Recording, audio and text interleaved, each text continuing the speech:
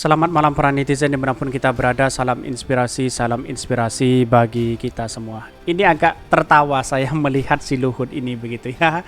Ambiar ya, Luhut gagal nego Cina turunkan bunga kereta cepat. Wah ya, yang namanya Cino ya, negara-negara yang punya otoritas keuangan yang sangat luar biasa, tidak mungkin begitu kan ya, menyerah begitu aja. Ya toh walaupun bisa dinego, tetapi ada embel-embel yang lain, bisa saja seperti itu begitu. Apakah kereta cepat nanti akan mangkrak? Apakah ini kereta ya, yang kemudian proyek ambisius Pak Jokowi atau apa begitu ya? Tetapi melihat situasi dan perkembangannya adalah bahwa ya katanya ada yang mangkrak, terus kemudian ada yang vakum, ada yang kemudian ada orang yang ingin mengendalikan menggagalkan kereta cepat dan sebagainya begitu kan. Muncul spekulasi narasi-narasi yang dibangun sekarang begitu ya. Tetapi Pak Luhut sudah memikirkan, wah agak kebingungan saya rasa seperti itu begitu ya. Karena satu-satunya yang dipercaya itu adalah Pak Luhut begitu ya, terhadap ekonomi kita, infrastruktur yang ada di Indonesia, apalagi kereta cepat ini begitu ya. Maka menjadi catatan penting kepada kita bahwa siapa sih sebenarnya di balik ini semua. Mari kita baca terlebih dahulu komentar-komentar netizen seperti ini. Ini komentar-komentar netizen ya. Ambiar Luhut gagal nego Cina turunkan bunga kereta cepat. Ini banyak sekali ada pro dan kontra di sini begitu ya. Ini mari kita baca terlebih dahulu nih. Bunga bangun kereta cepat ya turun, tentu berpengaruh sama harga tiket. Kalau tuh kereta jadi jalan, kalau nggak jalan bunga tentu terus berjalan. Nego sama Kang Elon ya aja gagal, apalagi sama Koh Jinping ya. Kalau kita nggak bisa bayar ya mohon Cina ambil aja orang-orang ini ya, sudah terlalu banyak kegagalan yang dibuat. Betul juga begitu kan ya, hampir berapa triliun begitu ya. Sok punya nilai tawar, aslinya congos ya. Harusnya yang ngutang itu harus yang bayar, bukan rakyat. Nggak apa-apa kembali kereta cepat ya, swear ikhlas ya. Utangnya kok bayar ya, paling kan nggak mau tanggung jawab ya. Ini ada pro dan kontra begitu. Tapi menurut saya pribadi jangan salahkan siapapun begitu, tetapi salahkan orang-orang yang punya kepentingan besar ya. Kenapa kalau sejak awal ditawarkan oleh Jepang begitu dia tidak mau, padahal kalau kita melihat kalkulasi dari Jepang itu lebih berpotensi ya daripada Cina begitu. Menurut saya seperti itu begitu kan. Karena teknologi yang namanya teknologi Jepang itu sangat dipercaya begitu, bukan kaleng-kaleng begitu ya. Apalagi Cina wah kan tahu sendiri kan, kalau buatan Cina kan orang enggan di situ begitu ya. Ini ngakunya perwira jenderal ya militer, kalau misi banyak gagal harusnya berani tanggung jawab, siap dihukum atau mundurlah. Ini ada pro dan kontra apa yang saya bacakan begitu ya. Tinggal anak-anak cucu kita yang akan mewarisi hutang itu. Katanya untungnya ya kereta cepat itu ya ketika sudah 100 tahun. Wah bayangkan begitu ya. Nggak ada aja yang mau dinaikin, minta turun bunga karena ya. Wah ini baca sendiri ya. Kasihan rakyat di Indonesia yang makan getahnya demi obsesi segelintir orang. Wah bagaimana Pak Presiden kok santai-santai aja ngurusin capres-capres begitu ya. Bukankah infrastruktur ini bukankah dari Pak Jokowi begitu kan? Atau dengan siapa begitu kereta cepat ya? Ulahnya siapa begitu kan? Semuanya kan tergantung kepala negara begitu kan ya. Ya kalau sekarang kita melihat itu ya inilah kegagalan Pak Jokowi hari ini sudah terbukti begitu ya.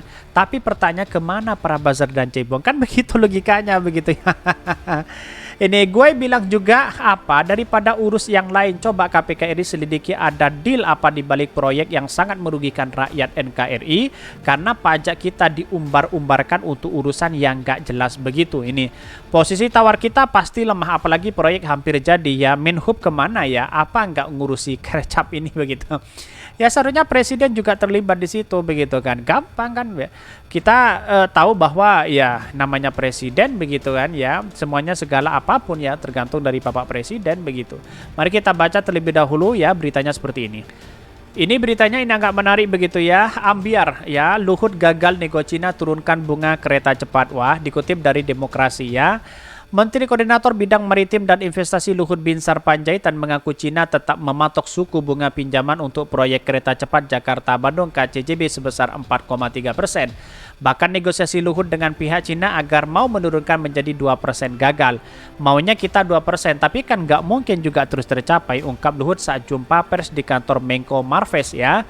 Menurut Luhut, bunga pinjaman Cina sebesar 3,4% ya jauh lebih rendah dibandingkan dengan kebanyakan negara lain yang rata-rata 6%. Tetapi melihat situasi dan kalkulasi 3,4% dan 6% kan dijamin di situ begitu kan. Dalam artian ya Jepang dia sudah menjamin ya sepenuhnya ya akan dibuat dengan situ asalkan kan masih kalau nggak salah selisih 2% begitu. Ya karena memang dia bisa bisa jelas begitu daripada mangkrak kan begitu logikanya begitu ya. Bahkan ya karena nggak mungkin semua keluarkan sekarang bunga bisa 6%. Jadi kalau dapat 3,4% misalnya habis itu ya sudah ucap Luhut ya. Luhut menegaskan dengan bunga pinjaman yang dipatok Cina sebesar 3,4% sama sekali tidak bermasalah. Indonesia masih memiliki kemampuan bayar yang cukup kuat untuk melunasi pinjaman proyek kereta cepat Jakarta-Bandung. Ya buktikan aja nanti untungnya kapan begitu kan. Begitu logikanya yang menjadi pertanyaan di masyarakat begitu kan. Untungnya dari kereta cepat itu ketika berapa tahun begitu ya.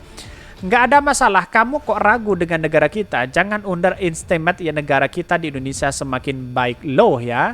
Bahkan benar, kamu lihat ya penerimaan pajak kita naik 48,6%. Penerimaan pajak pada tahun 2023. Karena banyak Indonesia ini batu bara segala macam. Tadi kita tidak sadar keuangan kita dengan hilirisasi itu. Ujar si Luhut. Bahkan sebelumnya, Wakil Menteri Badan Usaha Milik Negara BUMN Kartika Wijatmoko yang mengungkapkan jika dalam waktu dekat Menteri Koordinator Bidang Kemaritiman dan Investasi Luhut Binsar Panjaitan akan melakukan penerbangan ke Cina. Salah satu agenda utamanya meminta keringanan bunga utang yang ditetapkan oleh China Development Bank CDB ya. Bahkan ya utang CDB belum minggu ini tim Pak Luhut Direktur Dirut KCC dan ke Cina untuk menegosiasi final mengenai bridging belum selesai. Interest ya suku bunga kita lagi nawar 2%, tapi belum tahu dapatnya berapa, ungkapnya. Bahkan hal ini sebelumnya pernah disampaikan oleh Luhut. Ia mengatakan bahwa syarat pemberian utang ialah dengan bunga hingga 4% ya. Namun pemerintah akan melakukan negosiasi utang menjadi 2%. Bahkan di sini disebutkan bahwa sekarang kita tinggal finalkan interest ya, finalkan interest ya. Mereka mau 4%, kita mau 2%. Sekarang negosiasi sudah jalan. Tapi kita sudah punya opsi macam-macam. Kita tak pernah tunduk ke siapapun. Nanti saya juga ada ke Beijing ya. Kata Luhut dalam konferensi pers ya peresmian penyelesaian pemasangan rel kereta api cepat ya Jakarta-Bandung. Bahkan ya biaya pengembangan kereta cepat yang digarap Cina tersebut awalnya dijanjikan hanya menelan biaya sebesar 76 triliun. Bayangkan ya 76 triliun ya. Bahkan namun dalam pengerjaannya biaya membengkak hingga 118 triliun. Bayangkan begitu ya.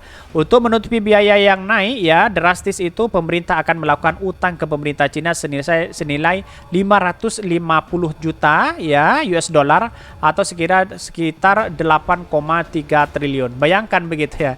Ini dikutip dari CNBC ya. Ini terpercaya begitu kan beritanya begitu. Ini sangat menarik begitu. Dalam catatan kita bahwa kalau seperti ini terus wah agak kacau begitu ya. Saya mohon maaf begitu kan. Kalau mangkrak gimana begitu. Terus bagaimana dengan kereta cepat yang sekarang begitu kan ya. Perbandingannya dengan yang di Jepang begitu kan. Di Jepang kan sudah menawarkan kalau nggak salah sih selisihnya apa 1%, 2% begitu. Tapi itu sudah dijamin semua begitu kan. Apakah Cina juga menjamin itu begitu ya. Tetapi perlu diingat bahwa mari kita tunggu saja negosiasi ini. Kalau negosiasi ini benar diterima begitu kan. Ini sangat memungkinkan ya sama begitu kan. Dalam artian bahwa perlu diapresiasi. Kalau tidak bisa ya bagaimana lagi begitu kan ya. Tapi kalau sudah naik, sudah turun sampai 2%, saya kira Luhut perlu diapresiasi. Kira-kira seperti itu begitu. Mungkin itu yang kami sampaikan. Tonton terus channel Hodari Podcast ini karena ada berita-berita menarik dan viral setiap harinya. Salam para netizen, salam inspirasi bagi kita semua. Jangan lupa di subscribe channel YouTube Hodari Podcast Rakyat ini.